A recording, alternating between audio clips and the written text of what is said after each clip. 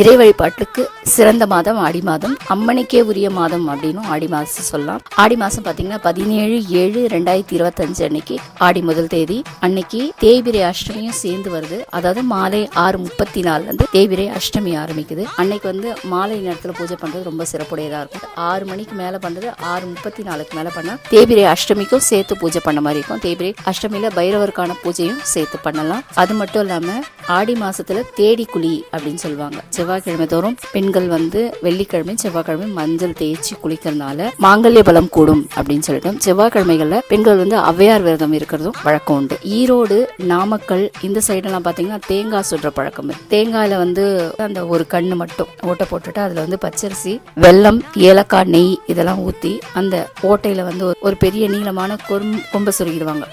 அதை சுட்டுட்டு சாமிக்கு படைச்சிட்டு அதை பிரசாதமா சாப்பிடுவாங்க. குலதெய்வ வழிபாடு ரொம்ப ரொம்ப சிறப்பானது.